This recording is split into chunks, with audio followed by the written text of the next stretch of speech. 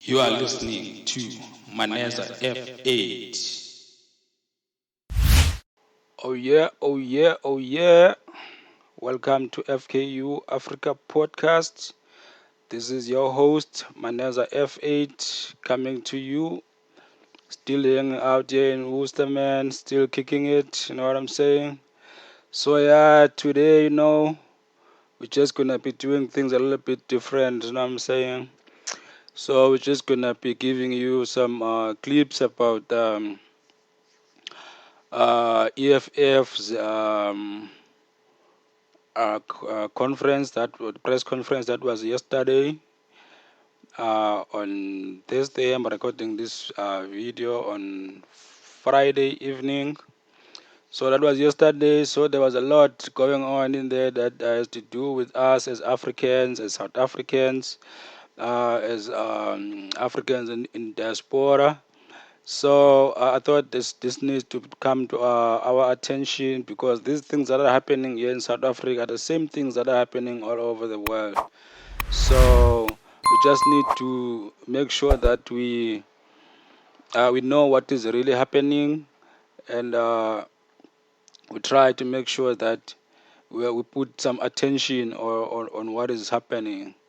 So without wasting any of your time, let's play this so you can hear where it all starts. What is he talking about? By the way, the one that I'm going to be playing now is Julius Malema, who's a member of the EFF.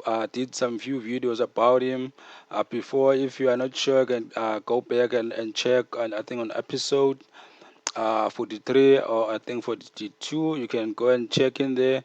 There's some stuff that I was talking about him, just giving you a brief about him and what is he about. You know what I'm saying? So yeah, let's just listen to what he's talking about, and then I'm like gonna try to sort of try to explain some stuff he's talking about. If you're not here, you're not from South Africa, so that you can understand what he's talking about. So yeah, let's go. Using state power to purge those who don't agree with him in his party, and is coming for those who don't agree with him outside his party. So as you see that he's talking about someone, so he's talking about the current president of South Africa, who's Cyril Ramaphosa. He's in an opposite party, which is EFF, as you can see, Economic Freedom Fighters. So he's talking as an opposition to him. So bear in mind that is what he's referring to. But he must come for us who are ready for him. There is an Indian cabal that is going on here, and it has co-opted some colors. They take all strategic positions. They did that in the financial sector. Go to every insurance company or any financial institution. It's headed by Indian. If it is a serious compromise, it's a colored. All Africans have been destroyed. Look at who's going to replace that African person who was removed from APSA. If you think I'm sick. Khanyago is not leading the Reserve Bank. It's led by Kuben. It's led by Kuben. We know who's leading SARS. They've taken all strategic institutions. Because white monopoly capital can't go directly. It works hand in hand like it did in the 80s. It works with an Indian cabal led by Pravin to deploy Indians in strategic positions.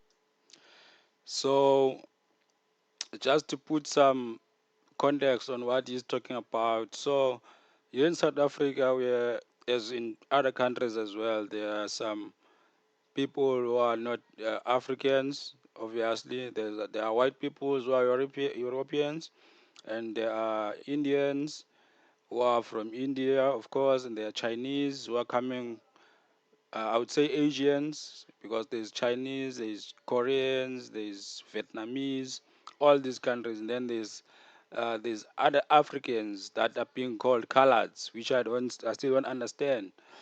people like you would see it like Trevor Noah, his kids would be called coloureds, and he will be called a coloured as well because it's coming from misrace, a family. So people who are called coloureds are the people who coming from mixed race. Those are actually mixed race between blacks and whites and Khoisans and Malays, and there's a long history of that. But those are all Africans in a way because they are mixed with African blood and other people from other countries or regions. So yeah, so he's talking about the Indians being a primary threat to black people. This is what he is referring to when he's referring to Pravin. He's referring to a person who's in government, who's Pravin Gordhan, who's the uh, in a business enterprise, state's business enterprises, is the head of that. All the business who are belong to states like your PRASA, your ESCOM, your SSA, Mango, Express, all these entities that are belonging to government. He's the head of that, of all those businesses. And he's talking about him when he's referring to Pravin. So yeah, just to give you context. including magistrate, when the case is of an EFF leader, because we can't deploy straight a white magistrate or something, they put a colored magistrate or an Indian magistrate. Go and check all of those cases. They put an Indian prosecutor or a colored prosecutor. Go and check all of those cases. There is an Indian agenda in this country that seeks to undermine Africans. And that agenda is led by Pravin, and it has been like that for years. O.R. Tambo commented about it even at some point. That's what these people are scared of, because that cabal, if you tamper with it, you'll become a hobo in this country. You tamper with Pravin, you'll become a hobo in this country. So yeah, he is tampering with him. So yeah, he's the guy that doesn't get scared easily. He said you tamper with Pravin, you become a hobo, but yet he's talking about Pravin. So My advice to say, let's write the next video. So it's just a recollection of what was said. I just took the highlights from what was being presented in the press conference. It's like 3 hours video, so I just took the important parts to me, and that I thought that would be important to you. So yeah, just enjoy. you are useless. You are going to be useless at G7. Just a year, you are going to embarrass us. What are you going to tell those people at G7 when you can't get your house in order here? When ministers are stealing and MECs, stealing PPEs So he's still referring to our president, Cyril Ramaphosa. that are aimed at saving life. We are in a mess. The black elite that benefits from corrupt white capital is all over defending this mess. We are in a mess. We are in a worse situation than we were during Zuma, by the way. We are worse than that time. And to pretend like... When you are referring to Zuma, is referring to our former president who, as the EFF, they are responsible for him being dismissed and taken out of governance through number of strikes, marches, destabilizing the parliaments and all that. So he was forced to remove himself as the president through their actions. So it was really bad when he was really in charge. He was involved in a lot of scandals, a lot of corruption that was being investigated.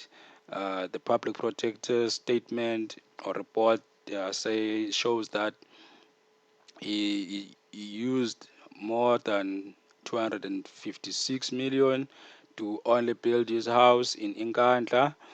and renovate the house. So it was a lot of scandals that were happening. So he's actually now saying that we are in a worse situation than what we were in that time. So I don't know, man.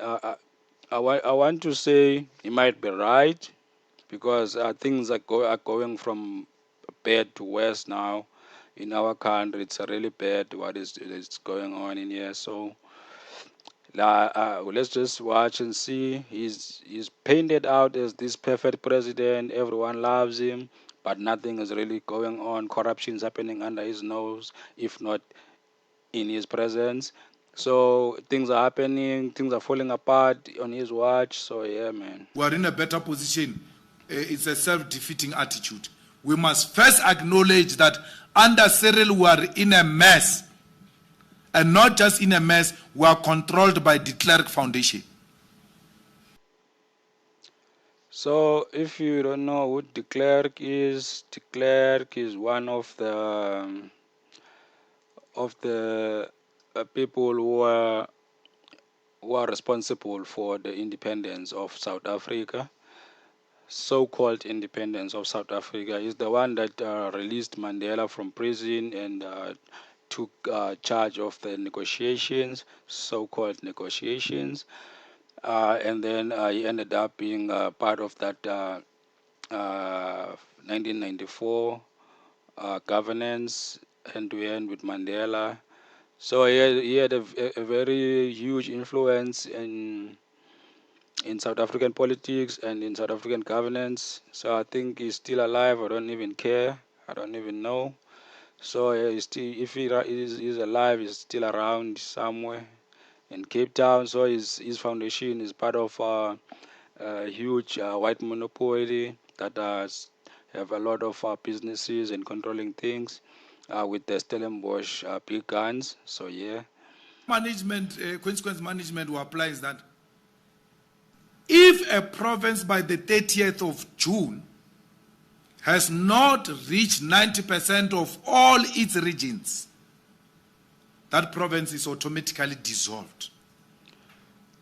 So in this statement, he's talking about his party, which is EFF, about the mobilizing and making sure that everything runs smooth for the upcoming elections.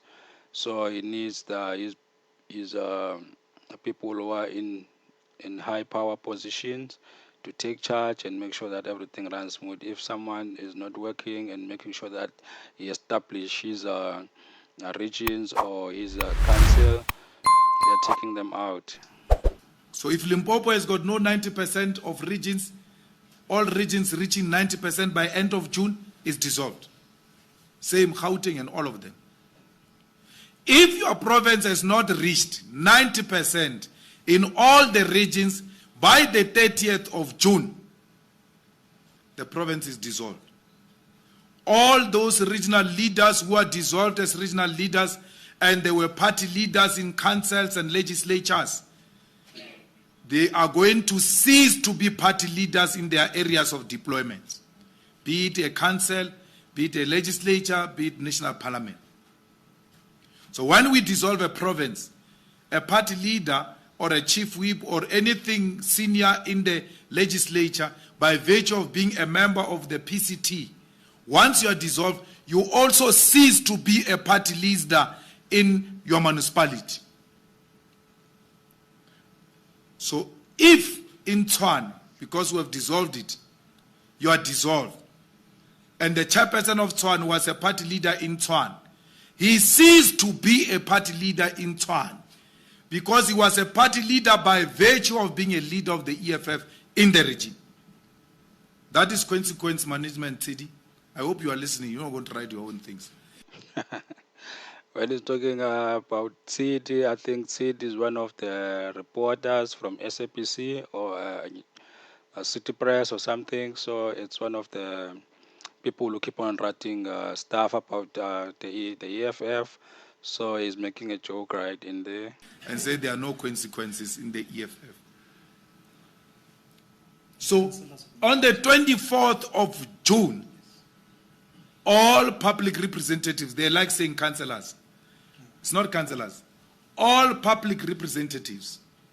If by the 24th of June, you have not launched your branch, the Secretary General will write a letter of suspension to you directly. Because you can't be a public representative of the EFF not coming from a branch in good standing. Liberated zone. We can go anywhere with our colors. We are a legitimate, registered political formation. So, yeah, that's the previous one was all about how he conducts the party, how he's making sure that everyone is being responsible and held liable for whatever they are doing. So in this one, it's all about. Let me just give you the context about this kid that went to a career exhibition at school. So it was a casual event. So he chose to wear the red EFF clothes, and then he was manhandled, took out by white police. I think security, not the police, for securities. So yeah, that became an issue. So he's addressing that now. Third in parliament. So we have a right to be everywhere. And that child had a right to wear the way he was wearing because it was a career day. And to be a politician can be a career. There is a course being offered at the university called politics. So that boy was just showing them what he wants to become. If they say he didn't have the right to be there, they still had no right to manhandle him. They should have negotiated nicely in a dignified manner with him to ask him to leave the premises. But why is he being manhandled by a white security guard only? Because there are black security guards around him, that young man, who are not manhandling him. But the supremacist thought that he's got superior powers and he can manhandle that boy. So the school knows who are coming. June 16, what time? 10 o'clock. Will be there. The school has been informed. The police have been informed. This country is liberated. We can gather anywhere. We can wear our regalia anywhere. And no one has got a right, not even the racist of note, to stop us from wearing our regalia. People died on the same. I've thought that Zimbabwe can be better than South Africa with something. In this day and era, Zimbabwe is beating South Africa when it comes to vaccination. Let me tell you, people with money are going to Zimbabwe to be vaccinated, if you don't know. People are leaving South Africa to be vaccinated in Zimbabwe. Because Zimbabwe is using the Chinese one, what is it called? Sinovac. They use all types of different vaccines in Zim. People are going there. Here we're stuck with a businessman of a president who looks at profit before the lives of people. He has done it in. I don't like to go into this issue of vaccines and stuff because I was banned for a while on YouTube talking about vaccines and stuff. So yeah, he's just sharing his views about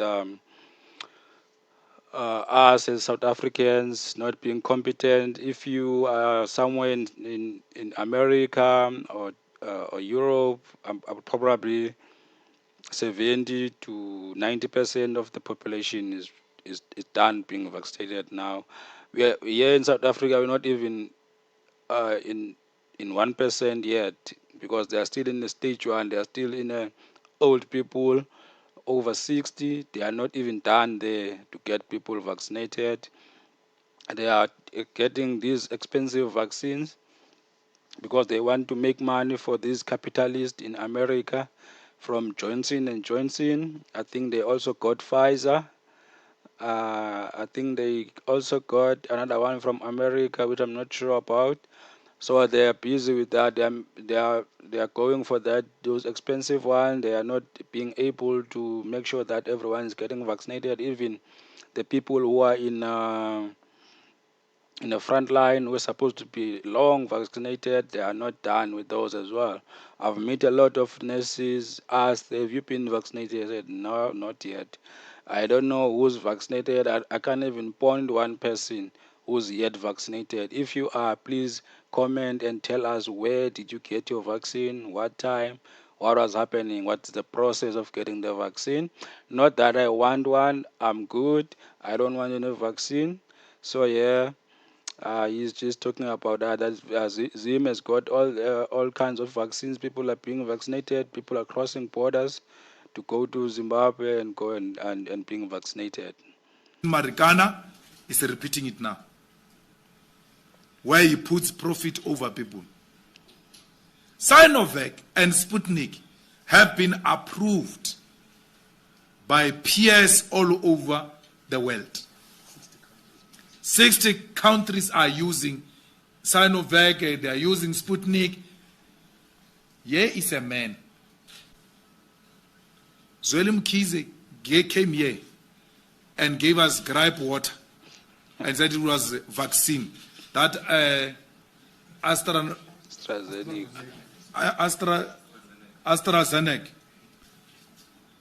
So people are being vaccinated in Zimbabwe. I'm also considering to go to Zimbabwe to get my vaccination, because here, according to the lineup, they will give vaccination, my man, to me and you at the grave. Because vaccine is available in Zimbabwe. Zimbabweans are being vaccinated. Very soon you are going to be illegally crossing into Zimbabwe to go and get vaccine. Ziyajika zinto. Who would have thought? CIC means that tables are turning, because many Zimbabweans are coming to South Africa for better jobs, to get to sustain their families and stuff. So now things are turning. South Africans will have to go to Zimbabwe and get vaccines. So yeah, he's making a joke right there. South Africans who suffer from uncontrollable pride one day can cross to Zimbabwe to go and seek for help. We told you when we're still living the saying he's not sick. If he's not sick, where are you, bro?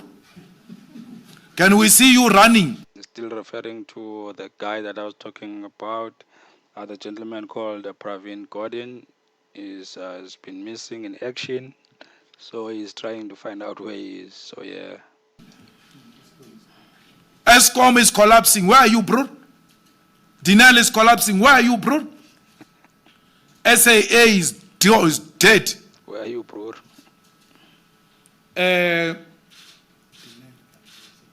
No, the other small one of the place. Express, gone. Mango, gone. So, yet, Pravin is declared the best minister by white-owned media. If it was Malusi Gigaba in that department, it's not my friend Malusi Gigaba. If it was him in that department, what was going to be happening? Stage 4. Was Tiba stage 4, my brother? Stage 4. Wow. So he's referring to stage 4 of load shedding. So if you don't know what is load shedding, they are saving the electricity by cutting off the electricity in certain areas for certain times. So in stage 1, they would cut maybe once in 2 days, or maybe once in 3 days for 2 hours or an hour. So in stage 2, they would cut once every day. In stage 2 and 3, they would cut 3 times a day. So in stage 4, it's like 3 times a day, cutting power for 2 hours each of those times. So that's what we are faced with here in South Africa. But it does disappear now and then for a while, and then we hear that conveyor belts cold. There's something happened to the electrical powers, so they would tell us that now we are on stage 1. So we already have the apps that will help us to know if you are in stage 1, what time your power will be gone. So it's normally 2 hours. Like now we're on stage 2, we're on stage 4, like a day before yesterday and yesterday. So for me, it was out at 2 o'clock until 4:30 in the morning, and then it was out at 8 in the morning again until the 10:30, and then it was out again at 4 afternoon until 6:30. So yeah, we are living that kind of a life, and we have to work. We're working at home, and then there's a lot of problems with clients that we work with. So he's referring to that when asking about stage 4, and we have Mtsiba stage 4, which means, do you know stage 4? That's a severe stage that you get to stay without power for like 6 hours, 6 to 7 hours, if you count those switching off 3 times a day, 2 hours each. So yeah, I think this one is the last one. It was not from last press conference, but it's a fun one that I also want you guys to watch. You must unite, because these people don't love us. Listen to what Polly van Veek says of Daily Maverick. She says Pravin is innocent. Paul van Veek she's a journalist. I think, yeah, she's a journalist of Daily Maverick, which is predominantly white people's news that they always talk bad about black people. So yeah. This public protector is wrong. This public protector is corrupt. Then the following day, public protector says, Cyril Ramaphosa is like Pravin. Polly van Veek immediately changes the language. Now, Cyril Ramaphosa is our president, right? And he's black. So Pravin is an Indian guy, which by his view is working together with white supremacy. So immediately when the public protector says Cyril Ramaphosa is like Pravin, which Polly was defending or was not taking action on him, this is what happens. if Cyril has done these things, he must take responsibility. Why? Because Cyril is a black African. They will never see themselves defending a black African. And to think that they are defending you, Cyril, because they love you. No, they are defending you because you allow the white monopoly capital to use you to lull black people. So yeah, man, I hope you did enjoy. We about done now. So yeah, if you have not yet subscribed, please subscribe and make sure that you go and check the podcast also on Spotify and Apple Podcasts, Google Play, and or wherever you get your podcast at. It's not yet on iHeartRadio. I'm trying to get it there, but it's not. It's only limited to UK, Canada, and USA. So it's not here yet. So but please also go and get my music. Search Maneza F8. Check my music on Spotify. Check my music on Deezer, or just Google Maneza F8. Don't forget the F8. That makes it unique for me. So yeah, check that out, man, and please support. We're about to get into another podcast. I will arrange that and confirm with you guys. So don't forget to leave that comment and make sure that you share this episode to your friends so that we get the most views. So yeah, man, we are out. Fikiria kwa undani, ndugu, Tamaku. If you're not feeling well, take those 3 breaths in and out, and smile and say, I'm good, I'm gonna be good, everything is fine, I will be fine. Out.